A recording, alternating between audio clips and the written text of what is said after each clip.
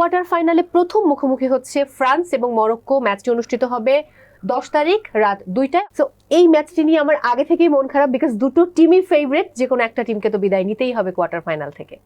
হ্যাঁ, আসলে যদি আপনার ফ্রান্স টিম তো আসলে স্টপ করা ডিফিকাল্ট। ফ্রান্স টিমকে আমরা যতটুকু খেলা দেখেছি, আপনি বলেন ওয়ার্ল্ড ফুটবলে সবাই বলবে ফ্রান্সকে স্টপ করা ডিফিকাল্ট, বাট ফ্রান্সকে যদি কেউ স্টপ করতে পারে এটা আসলে মরক্কোই, আমার কাছে মনে হয় মরক্কোই করতে পারে। কারণ মরক্কো টিমের যে প্লেয়িং স্টাইল, তারা প্রথম থেকে এখনো পর্যন্ত যেভাবে খেলছে, মানে তারা যে তাদের দেশে ফুটবল খেলছে সেটা বোঝা যায়, কিন্তু তারা তাদের দেশে না, তাদের গ্যালারি, তাদের এত পরিমাণ মরক্কন সাপোর্ট আর সব কিছু মরক্কনের পক্ষে পুরো স্টেডিয়াম, তারা মনে হয় তাদের হোমে খেলছে, বাট তারা তো রিয়েলি তাদের হোমে খেলছে না, বিশ্বকাপে তারা তাদের হোমে খেলবে। মানে জিনিসটা নর্মালি আপনি খেয়াল করে দেখেন গ্যালারিতে অল রেড, এই জিনিসটা আসলে তাদেরকে ইন্সপায়ার করে। এবং টিম হিসাবে আপনি যদি দেখেন, কারো না কারো ফিজিক্যালি টায়ার্ডনেস থাকে, কেউ ডিপ ডিফেন্ডিং করে খেলতেছে, স্লো ফুটবল খেলতেছে, স্লো বিল্ডার।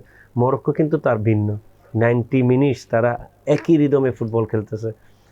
তাদের কিছু ইন্ডিভিজুয়াল প্লেয়ার ম্যাচটাকে ডিফারেন্স করে দিচ্ছে। ফ্রান্স টিম এখন শক্তিমাত্রা এখন বোঝার সময় প্রত্যেকটা জায়গায়। ফ্রান্স টিমকে আপনাকে যদি কেউ ব্লক করতে পারে, কেউ হারাতে পারে, আমার মনে হয় মরক্কোর পক্ষে সম্ভব, বাট ইটস ভেরি টাফ।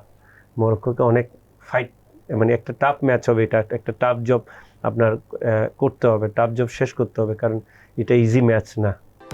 যেখানেই নিরাপদ লেনদেন সেখানেই টেলিক্যাশ, নিরাপদ লেনদেন নিমিষেই। একটু যদি 2022-এর বিশ্বকাপের দিকে তাকাই, সেমিফাইনালে কিন্তু মরক্কো ফ্রান্সের কাছে 2-0 গোলে হেরেছিল। সো এবার তারা কোয়ার্টার ফাইনালে মুখোমুখি হচ্ছে আরেক ধাপ পেছন থেকে। সো কোয়ার্টার ফাইনাল থেকে যে কোনো একটা টিমকে বিদায় নিতে হবে। দেখেন, লাস্ট ওয়ার্ল্ড কাপ যদি চিন্তা করেন, এই ম্যাচটা সেমিফাইনাল ম্যাচ, এক্স্যাক্টলি, কারণ একটা ম্যাচ আপনি এক্সট্রা নকআউটে বেশি খেলতেছেন। তার নর্মালি যদি আপনি লাস্ট ওয়ার্ল্ড কাপে দেখেন, লাস্ট ওয়ার্ল্ড কাপে মরক্কোকে আমরা ডিপ ডিফেন্ডিং ফুটবল খেলতে দেখেছি। লাস্ট ওয়ার্ল্ড কাপে তারা স্পেন অ্যান্ড পর্তুগালকে হারিয়ে তারা ফ্রান্সকে ফেস করেছে। দুইটা বড় টিমকে হারার পর ফেস করা মানে আপনি অলমোস্ট কনফিডেন্স অনেক জায়গা থেকে। এখনকার মরক্কোটার ডিফারেন্স, এখনকার মরক্কো ডিপ ফুটবল খেলা না, ডিপ ডিফেন্ডিং করে কাউন্টার অ্যাটাক বেসিক ফুটবল খেলা না, তারা অ্যাটাকিং ফুটবলও খেলে, মাঝে মধ্যে প্রেসিং ফুটবলও খেলে, তারা মিডল ব্লক করে ফুটবল খেলে। তিনটা ধরনের তারা ফুটবল খেলার ট্রাই করে। এবং এখনকার মরক্কো, আগের মরক্কোকে আমরা সারপ্রাইজ মরক্কো বলতাম, যে একটা টিম আসলো, একটা মন জয় করে সবাইকে জয় করে চলে গেল। এখনকার মরক্কো কিন্তু এস্টাবলিশড মরক্কো, ওয়ার্ল্ড কাপে আপনার পরাশক্তি হিসাবে আসতেছে, এবং তাদের প্ল্যান, তাদের দেশের ফুটবল নিয়ে প্ল্যান অনেক স্ট্রং। নেক্সট আপনি যেটা বললেন, নেক্সট ইয়ার তারা ওয়ার্ল্ড কাপ খেলবে, তাদের টার্গেটটা কিন্তু নেক্সট ওয়ার্ল্ড কাপে আরও ভালো করে। নিজে ধরুন কিছুক্ষণ আগে বললাম, তারা ইউএসএতে খেলছে বা কানাডায় খেলছে বা মেক্সিকোতে খেলছে, কিন্তু হোম তারা তাদের মতো করে দর্শকরা চলে আসে, মানে সারা মরক্কোবাসী চলে আসে স্টেডিয়ামে তাদেরকে সাপোর্ট করার জন্য। লাস্ট ওয়ার্ল্ড কাপে যদি আপনি চিন্তা করেন, এই ওয়ার্ল্ড কাপও সেম হবে না, তার গ্যারান্টি দিতে পারবেন। বললাম ফ্রান্স ফ্রান্সকে স্টপ করার মতো ক্ষমতা এখনো কারো নাই, এখনো দেখি নেই, মানে খেলা হিসাবে। আমি মনে করি যদি স্টপ হয় ফ্রান্স, মরক্কোর সঙ্গে স্টপ হবে, নাহলে ফ্রান্স স্টপ হওয়ার মতো না। বাট এই ম্যাচটা অনেক টাফ ম্যাচ হবে, দুই টিমের জন্য না হতে পারে, বাট মরক্কোর জন্য টাফ হবে এই ম্যাচটা। কারণ মরক্কো যদি জিততে চায়, তাহলে আপনার ফ্রান্স থেকে তাদের বেটার ফুটবল খেলতে হবে।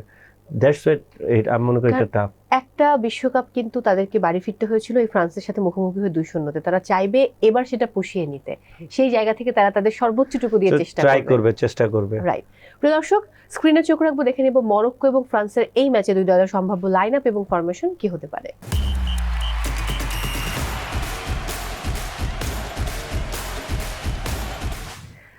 মরক্কোর একদিকে হাকিমি, সাইবেরি, ব্রাহিম দিয়াজ, অন্যদিকে কিন্তু রয়েছে এদিকে Mbappe, Ousmane Dembele, Michael Olise, Barcola, মানে সবকিছু মিলে পারফরম্যান্স খুবই বারকোলা, মানে অলমোস্ট তারা অ্যাটাকিং ফোর ডেঞ্জারাস।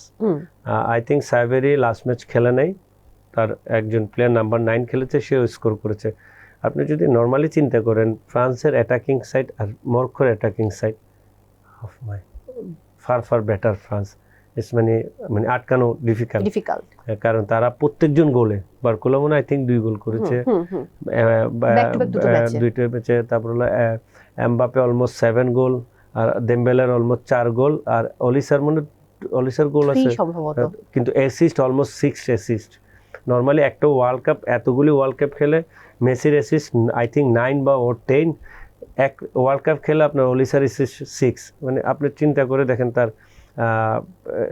আপনার অ্যাটাকিং ফুটবলের মধ্যে আপনার প্লে মেকার তার ভূমিকাটা কি এই টিমে। তো আমি মনে করি যে আসলে ইজি হবে না, কারণ অ্যাটাকিং লাইন ইজ টাফ ফ্রান্সের। বাট আপনি যদি মরক্কোর ডিফেন্স লাইন দেখেন, মরক্কোর defence line strong. But normal ওয়েতে আপনাকে এই ধরনের ম্যাচ আপনি যতক্ষণ মরক্কো গোল রিসিভ করবে না ততক্ষণ ফ্রান্স কিন্তু তাকে চেষ্টা করবে গোল করার। ওই চেষ্টাটাই কিন্তু আপনার মরক্কো নিতে হবে। তারপর কারণ হচ্ছে আপনার রাইট সাইডে যে প্লেয়ারটার নাম বললেন সাইভেরিম হাকিমি, ইব্রাহিম দিয়াজ ডেঞ্জারাস, মানে কাউন্টার অ্যাটাকে হিজ বেস্ট আই থিঙ্ক, কারণ অনেক ফাস্ট। এই জায়গাগুলিকে যদি আপনার ফ্রান্সের ডিফেন্ডার পিছনের জায়গাতে সাইভেরি আর যদি ইব্রাহিম দিয়াজ নিতে পারে, এটা ফ্রান্সের জন্য টাফ যাবে। ফ্রান্স তখন প্রেশার ফুটবল খেলবে না, তাদের সঙ্গে কিছুটা মিডল থেকে খেলবে। আমার মনে হয় বললাম না টাফ ম্যাচ, এখানে কত ম্যাচে কী হবে না হবে আমরা কেউ জানি না, বাট ইস গুড ম্যাচ হবে। ডেফিনেটলি খুব হাড্ডাহাড্ডি একটা ম্যাচ আমরা দেখতে যাচ্ছি, এবং কোয়ার্টার ফাইনালের ফার্স্ট ম্যাচ। আর আপনি যেটা বলেছেন যে এটাই কিন্তু সেমিফাইনাল। সো কি মনে হয় যে এবারের স্কোরটা কি হতে পারে? স্কোরটা বড় ডিফিকাল্ট, কারণ হচ্ছে আপনি দেখেন কেউ বলতে পারবে না যে কোনো ম্যাচের আপনি প্রেডিকশন, কারো প্রেডিকশন মোটামুটি মিলে নাই, মিলবেও না, কারণ গোলের ক্ষেত্রটা ভিন্ন। এটা 5 গোল 4 গোলে ফ্রান্স জিততে পারে, আবার 1 গোলে ফ্রান্স হারতে পারে, ডিপেন্ড অফ আপনার ম্যাচ সিচুয়েশন। আমি মনে করি টাফ ম্যাচ হবে, ইজি ম্যাচ হবে না। যদি আর্লি গোল বের করতে পারে ফ্রান্স, ডিফারেন্স বিগ হবে। আর যদি আর্লি গোল করতে না পারে, এটা ফ্রান্সের জন্য আসলে খারাপ একটা সময় ফেস করতে হবে মরক্কোর সাথে। বাট আমাদের প্রত্যাশা থাকবে যে টিম ভালো খেলবে সেই টিমই এগিয়ে যাবে, সেমিফাইনালে চলে যাবে। অন্যদিকে তাকিয়ে থাকবো আমরা আর্জেন্টিনা এবং সুইজারল্যান্ডের দিকে, তাদের ম্যাচটা কি হয়। Thank you so much for coming. অনেক ভালো থাকুন, বিদায় নিচ্ছি। প্রিয় দর্শক, বিদায় নিচ্ছি আজকের মতো। সবাই অনেক ভালো থাকবেন, তর্কে জড়াবেন না যেমনটা আমরা আজকে জড়িয়েছিলাম। বাট আমরা কিন্তু ভালো বন্ধু বা ভাই বোন যেটাই বলি না কেন। সবাই অনেক ভালো থাকুন, খেলা দেখুন। আর আপনারা দেখছিলেন tele cash presents TVS match anatomy.